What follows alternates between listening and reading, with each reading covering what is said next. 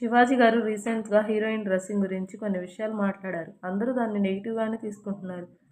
ఆయన heroine safety గురించి మాట్లాడారు. అందులో తప్పేముంది? ఆడవాళ్ళు పద్ధతిగా ఉంటే బాగుంటుంది. ఆడవాళ్లకు స్వేచ్ఛ, స్వాతంత్ర్యం ఉన్నాయి. కానీ అవి ఇంట్లో ఉన్నంత వరకు ఉంటేనే బాగుంటుంది.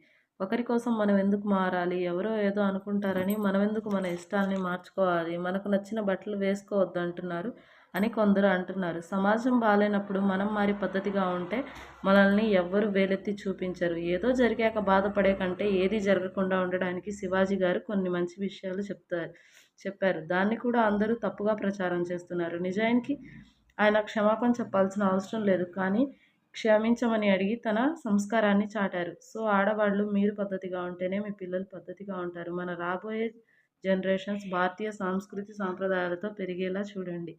అప్పుడే మన సమాజంలో మగవారు కూడా పద్ధతిగా ఉంటారు. దయచేసి భారతీయ సంస్కృతిని పాడు చేయొద్దు. నాకైతే శివాజీ గారు మాట్లాడిన దాంట్లో తప్పు లేదనిపించింది.